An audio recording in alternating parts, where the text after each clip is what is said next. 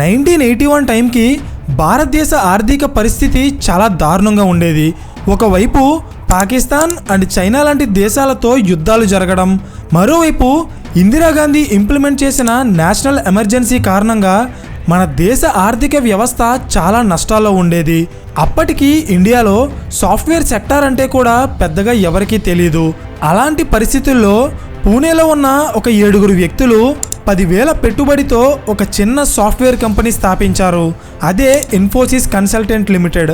అయితే 1981లో కేవలం 7 వ్యక్తులతో ఒక చిన్న కంపెనీగా స్టార్ట్ అయిన ఇన్ఫోసిస్ ఈరోజు 3,30,000 మందికి పైగా ఎంప్లాయీస్తో 56 దేశాల్లో వాళ్ళ బిజినెస్ ఎక్స్పాండ్ చేసి భారతదేశంలోనే 2వ అతిపెద్ద సాఫ్ట్వేర్ కంపెనీగా ఎదిగింది.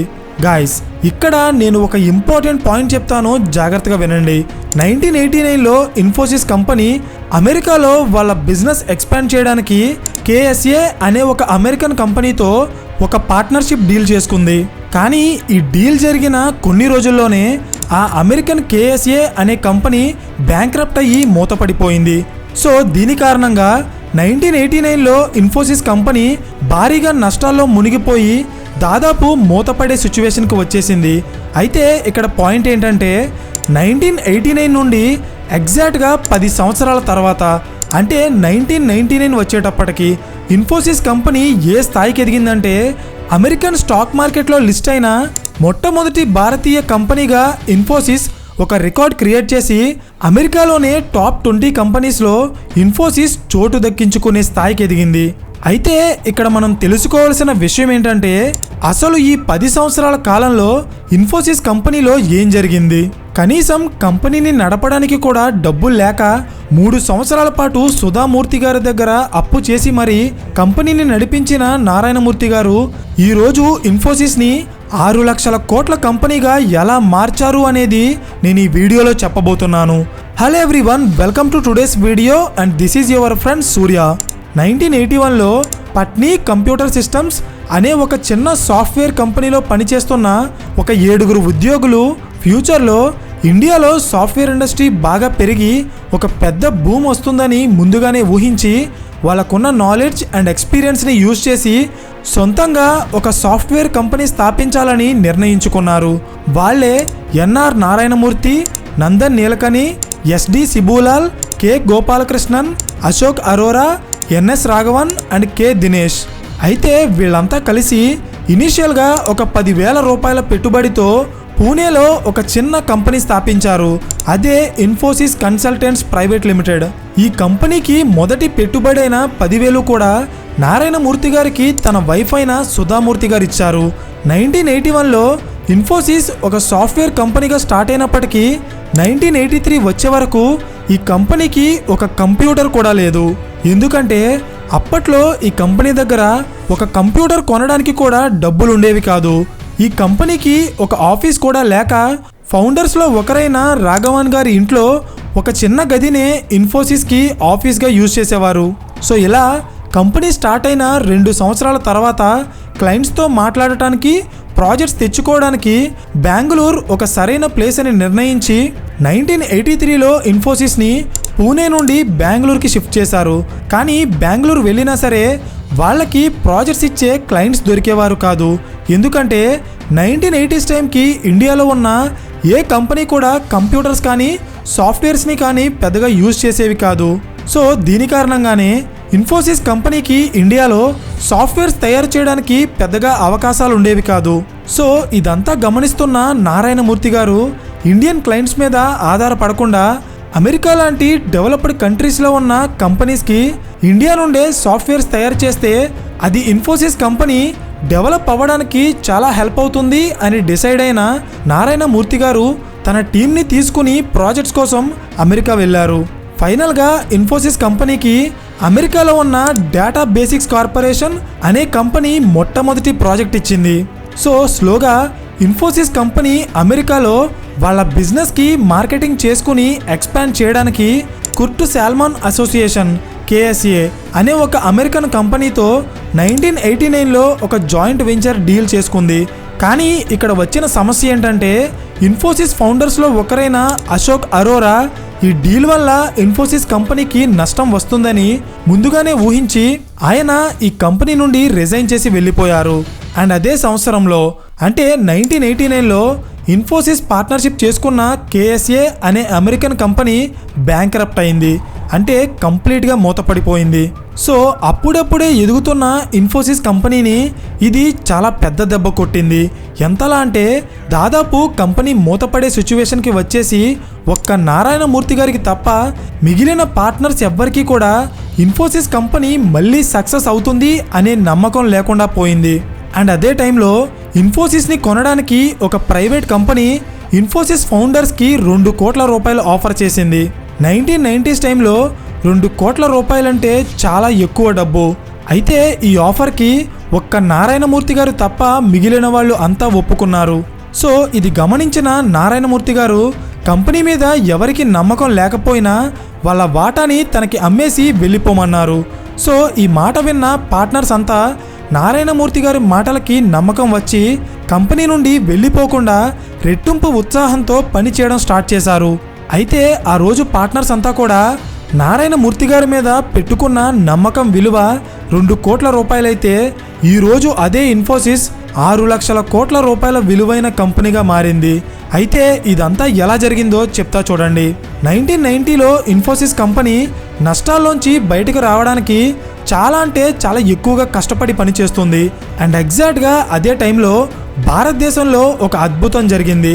అదే 1991 ఎకనామిక్ రిఫార్మ్స్. అంటే అప్పటి వరకు విదేశీ కంపెనీలు భారతదేశంలో వాళ్ళ బిజినెస్ చేసుకోవాలన్నా కంపెనీలు పెట్టాలన్నా దానికి చాలా రెస్ట్రిక్షన్స్ ఉండేవి. 1991లో పివి నరసింహారావు గారు భారతదేశ ప్రధానమంత్రిగా ఉన్న టైంలో అప్పటి ఫైనాన్స్ మినిస్టర్ అయిన మన్మోహన్ సింగ్తో కలిసి భారతదేశ ఆర్థిక వ్యవస్థలో మార్పులు తీసుకురావడానికి ఈ ఎకనామిక్ రిఫార్మ్స్ని తీసుకొచ్చారు. సో ఈ రిఫార్మ్స్ ప్రకారం విదేశీ కంపెనీలు ఇండియాలో చాలా ఈజీగా వాళ్ళ ఆఫీసులు ఓపెన్ చేయొచ్చు అండ్ ఫ్రీగా బిజినెస్ చేసుకోవచ్చు. సో మై డియర్ ఆడియన్స్, ఈ ఎకనామిక్ రిఫార్మ్స్ అనే కాన్సెప్ట్ని టచ్ చేయకుండా ఇండియాలో 1990s ముందు స్టార్ట్ అయిన ఏ కంపెనీ గురించి కూడా మనం మాట్లాడుకోలేం. సో అందుకే ఈ రిఫార్మ్స్ కోసం ప్రతి ఒక్కరికి తెలియాలి అనే ఇంటెన్షన్తో ఒక డీటెయిల్డ్ కేస్ స్టడీ చేశాం. మీరు ఆ వీడియో చూస్తే ఇన్ఫోసిస్ లాంటి ఇండియన్ కంపెనీస్ డెవలప్ అవ్వడానికి రీజన్ ఏంటో మీకే అర్థమవుతుంది. లింక్ వీడియో అండ్ స్క్రీన్ మీద అలాగే డిస్క్రిప్షన్లో ఇస్తాను, తప్పకుండా చూడండి. సో 1991లో పివి నరసింహారావు గవర్నమెంట్ ఇండియాకి ఫారెన్ కంపెనీస్ని అలౌ చేశాక చాలా ఫారెన్ కంపెనీస్ ఇండియాలో వాళ్ళ ఆఫీసులు ఓపెన్ చేసి ఇక్కడ బిజినెస్ స్టార్ట్ చేశాయి. అయితే దీనివల్ల ఇన్ఫోసిస్కి అడ్వాంటేజ్ ఏంటి అనుకుంటున్నారా? చెప్తా చూడండి.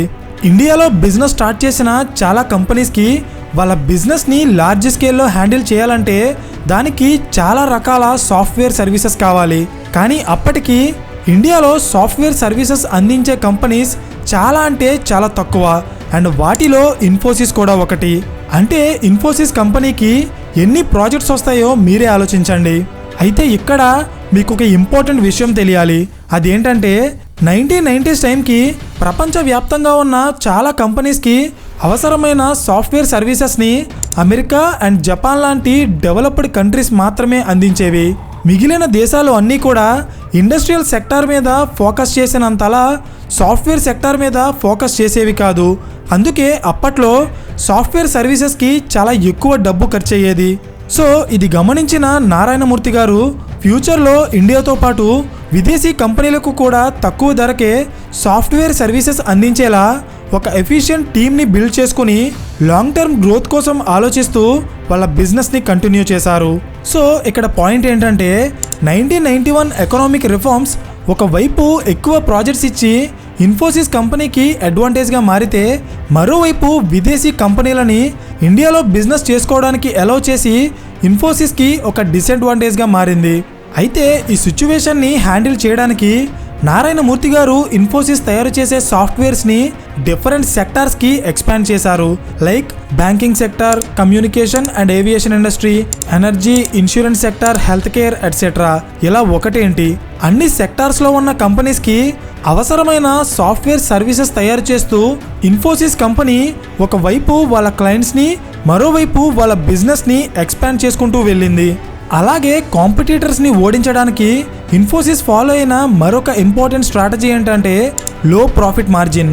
అంటే మైక్రోసాఫ్ట్, ఐబిఎం అండ్ యాక్సెంచర్ లాంటి కంపెనీస్ క్లయింట్స్కి సాఫ్ట్వేర్ సర్వీసెస్ ప్రొవైడ్ చేయడానికి చాలా ఎక్కువ ప్రీమియమ్స్ ఛార్జ్ చేస్తాయి. కానీ ఇన్ఫోసిస్ వాళ్ళతో కంపేర్ చేస్తే తన క్లయింట్స్కి తక్కువ మార్జిన్కే వాళ్ళ సర్వీసెస్ని అందిస్తుంది. సో ఇలా 1991 తర్వాత స్లోగా ఎదగడం స్టార్ట్ అయిన ఇన్ఫోసిస్ వాళ్ళ బిజినెస్ని ఎక్స్పాండ్ చేయడానికి అవసరమైన డబ్బు కోసం కంపెనీలో కొంత వాటాని 1993లో ఇండియన్ స్టాక్ మార్కెట్లో ఐపీఓగా లిస్ట్ చేసింది. అంటే మనలాంటి సామాన్యులు కూడా ఇన్ఫోసిస్ కంపెనీలో షేర్స్ కొనుక్కోవచ్చు అన్నమాట. ఇన్ఫోసిస్ కంపెనీ ఐపీఓలో వాళ్ళ కంపెనీ షేర్ ప్రైస్ని 95 రూపీస్కి ఆఫర్ చేసింది. కానీ ఇనిషియల్ డేస్లో ఈ కంపెనీని ఎవరూ పెద్దగా పట్టించుకోలేదు. అండ్ వాళ్ళ ఐపీఓలో రిలీజ్ చేసిన షేర్స్ కూడా కంప్లీట్గా జనాలు కొనుక్కోలేదు. సో ఇన్ఫోసిస్ కంపెనీకి సంబంధించిన 13% షేర్ని అమెరికాకి చెందిన మార్గన్ స్టాన్లీ అనే కంపెనీ కొనుక్కుంది. అయితే ఇక్కడ పాయింట్ ఏంటంటే 1993 తర్వాత ఇన్ఫోసిస్ కంపెనీ ప్రతి అవకాశాన్ని చేజిక్కించుకుని చాలా అంటే చాలా వేగంగా ఎదిగింది. ఎంతలా అంటే 1999లో నారాయణమూర్తి గారు ఇన్ఫోసిస్ని అమెరికన్ స్టాక్ మార్కెట్ అయిన నాస్డాక్లో కూడా లిస్ట్ చేశారు. సో లిస్ట్ చేసిన కొన్ని రోజుల్లోనే ఇన్ఫోసిస్ షేర్ ప్రైస్ 8,000 రూపాయలకి పైగా పెరిగి 1999 టైంకి అమెరికాలోనే కాస్ట్లీయెస్ట్ షేర్గా మారింది. అంతేకాదు అమెరికన్ మార్కెట్లో ఉన్న టాప్ 20 కంపెనీస్లో చోటు దక్కించుకుని అమెరికన్ స్టాక్ మార్కెట్లో లిస్ట్ అయిన మొట్టమొదటి భారతీయ కంపెనీగా ఇన్ఫోసిస్ ఒక రికార్డ్ క్రియేట్ చేసింది. అయితే ఇదంతా కేవలం ఆరంభం మాత్రమే. ఎందుకంటే ఇన్ఫోసిస్ కంపెనీ అసలైన గ్రోత్ ఇక్కడి నుండే స్టార్ట్ అవుతుంది. 2000 ఇయర్లో ప్రపంచవ్యాప్తంగా సాఫ్ట్వేర్ ఇండస్ట్రీలో ఒక పెద్ద ప్రాబ్లం వచ్చింది. అదే Y2K బగ్. అంటే 2000 ఇయర్లో సాఫ్ట్వేర్లో 20th సెంచరీకి సంబంధించిన ఏ నంబర్ని మెన్షన్ చేసినా అందులో కేవలం లాస్ట్ 2 డిజిట్స్ మాత్రమే స్టోర్ అయ్యేవి. ఫర్ ఎగ్జాంపుల్ 1980 అనే నంబర్ని ఎంటర్ చేస్తే అది కేవలం 80 మాత్రమే తీసుకుని 19ని వదిలేసేది. అలాగే 2000 అనే నంబర్ని ఎంటర్ చేస్తే సాఫ్ట్వేర్ కేవలం 1900 మాత్రమే తీసుకునేది. దీన్నే Y2K బగ్ అంటారు. అయితే ప్రపంచంలో ఉన్న చాలా దేశాలకి ఈ బగ్ వల్ల వాళ్ళ డేటా అంతా చేంజ్ అయిపోయి 2000 ఇయర్లోనే సుమారు 2,000 కోట్ల రూపాయల నష్టాలు వచ్చాయి. అయితే ఇదంతా ఇప్పుడు ఎందుకు చెప్తున్నానంటే ఇన్ఫోసిస్ కంపెనీ విదేశాల్లో ఉన్న వాళ్ళ క్లయింట్స్కి ఈ ప్రాబ్లమ్ని ఫిక్స్ చేసి చాలా ఎక్కువ మొత్తంలో రెవెన్యూ సంపాదించింది. అయితే ఇక్కడ మనం ఫోకస్ చేయాల్సింది కేవలం వాళ్ళు సంపాదించిన డబ్బు మీద మాత్రమే కాదు, అలాంటి గ్లోబల్ ప్రాబ్లం నుండి తన క్లయింట్స్ని కాపాడటం వల్ల క్లయింట్స్కి కంపెనీ మీద నమ్మకం పెరుగుతుంది. కరెక్ట్గా చెప్పాలంటే ఈ ప్రాబ్లమ్ని ఫిక్స్ చేసి ఇన్ఫోసిస్ కంపెనీ డబ్బు కంటే ఎక్కువగా వాళ్ళ క్లయింట్స్ యొక్క నమ్మకాన్ని గెలుచుకుంది. సో ఫైనలీ 2001 తర్వాత ఇండియన్ సాఫ్ట్వేర్ ఇండస్ట్రీలో బూమ్ స్టార్ట్ అయింది. అంటే 1981లో ఇన్ఫోసిస్ కంపెనీ స్టార్ట్ చేసినప్పుడు ఇండియాలో ఎలాంటి సాఫ్ట్వేర్ బూమ్ వస్తుందనుకున్నారో అదే బూమ్ ఇండియాకి 2001 తర్వాత వచ్చింది. అంటే ఇండియాలో ఉన్న ప్రతి కంపెనీ వాళ్ళ బిజినెస్ని సింప్లిఫై చేయడానికి సాఫ్ట్వేర్స్ యూజ్ చేయడం స్టార్ట్ చేశారు. అట్ ద సేమ్ టైం ఇన్ఫోసిస్కి బిజినెస్ కూడా పెరిగింది. అండ్ అదే టైంలో ఇన్ఫోసిస్ కంపెనీ బెంగళూరు, ఢిల్లీ, ముంబై, కలకత్తా లాంటి ఇండియన్ సిటీస్తో పాటు యూరప్, అమెరికా, జపాన్, ఆస్ట్రేలియా లాంటి టోటల్ 56 దేశాల్లో ఉన్న 274 సిటీస్లో వాళ్ళ ఆఫీసులు ఓపెన్ చేసింది. 2002 తర్వాత ఇండియాలో వచ్చిన సాఫ్ట్వేర్ బూమ్ వల్ల ఇన్ఫోసిస్ కంపెనీ ఎవరూ ఊహించని స్థాయికి ఎదిగిపోయింది. మధ్యలో Satyam scam, Lehman Brothers collapse and corona లాంటి కొన్ని ఫైనాన్షియల్ డిజాస్టర్స్ వచ్చినప్పటికీ అల్టిమేట్గా ఇన్ఫోసిస్ కంపెనీ మాత్రం ఎదుగుతూనే వచ్చింది. సో మై డియర్ ఆడియన్స్, ఇప్పటి వరకు మనం ఇన్ఫోసిస్ కంపెనీ ఎలా స్టార్ట్ అయింది, ఎలాంటి స్ట్రగుల్స్ ఫేస్ చేసింది అండ్ వాటిని ఎలా ఓవర్కమ్ చేసి ఈరోజు ఒక టాప్ కంపెనీగా మారిందో చూసాం. కానీ ఇన్ఫోసిస్ కంపెనీని స్థాపించడానికి పునాది వేసి నారాయణమూర్తి గారిని వెనకుండి నడిపించిన ఒక ఇంపార్టెంట్ వ్యక్తి గురించి మనం మాట్లాడుకోలేదు. ఆమె ఇన్ఫోసిస్ ఫౌండేషన్కి చైర్మన్ అయిన సుధామూర్తి గారు. 1981లో 10,000తో మొదలయ్యి ఈరోజు 6 లక్షల కోట్ల రూపాయల కంపెనీగా మారిన ఇన్ఫోసిస్ కంపెనీ గ్రోత్లో నారాయణమూర్తి గారు తీసుకున్న ప్రతి నిర్ణయం వెనక సుధామూర్తి గారు ఉన్నారు. ఇది నేను చెప్పేది కాదు, స్వయంగా నారాయణమూర్తి గారే ఎన్నో ఇంటర్వ్యూస్లో పబ్లిక్గా చెప్పారు. అయితే అసలు సుధామూర్తి గారు ఎలా ఆలోచిస్తారో తెలియాలంటే ఒక ఎగ్జాంపుల్ చెప్తా చూడండి. 1970s టైంకి ఇండియాలో ఆడవాళ్ళని పెద్దగా చదువుకోవడానికి కానీ జాబ్స్ చేయడానికి కానీ ఎవరు ఒప్పుకునేవారు కాదు. ఈవెన్ స్కూల్స్ అండ్ కాలేజెస్లో కూడా ఆడవాళ్ళకి అవసరమైన సెపరేట్ టాయిలెట్స్ లాంటి బేసిక్ ఫెసిలిటీస్ కూడా ఉండేవి కాదు.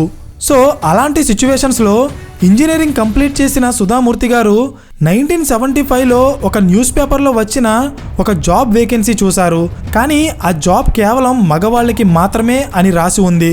సో ఇది చూసిన సుధామూర్తి గారు ఆ కంపెనీ చైర్మన్కి ఒక లెటర్ రాసి అందులో ఆడవాళ్ళకి కూడా సమానమైన అవకాశాలు ఇచ్చి న్యాయం చేయాలని లెటర్లో మెన్షన్ చేశారు.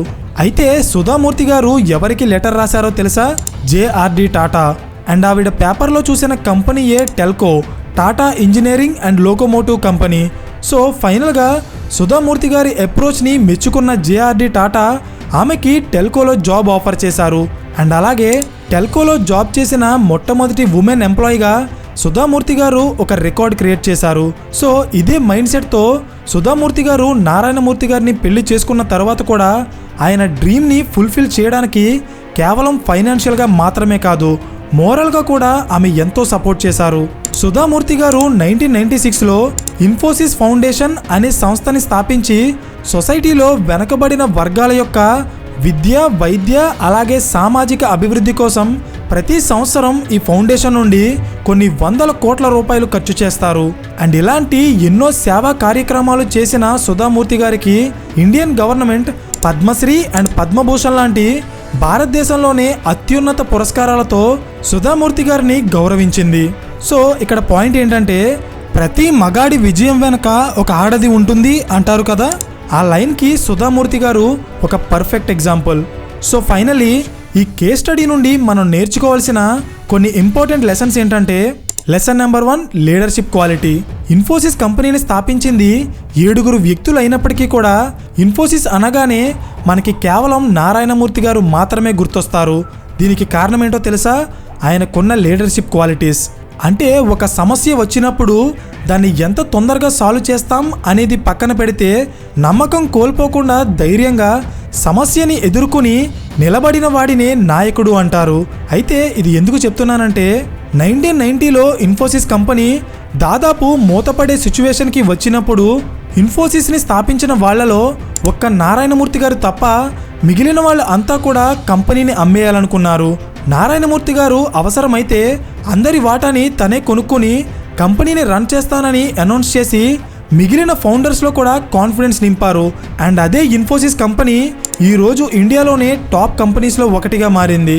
అయితే ఇక్కడ మనం నేర్చుకోవాల్సిన ఒక ఇంపార్టెంట్ పాయింట్ ఏంటంటే, ఒక నాయకుడికి ఉండాల్సిన మొట్టమొదటి లక్షణం సెల్ఫ్ కాన్ఫిడెన్స్, ఆత్మవిశ్వాసం.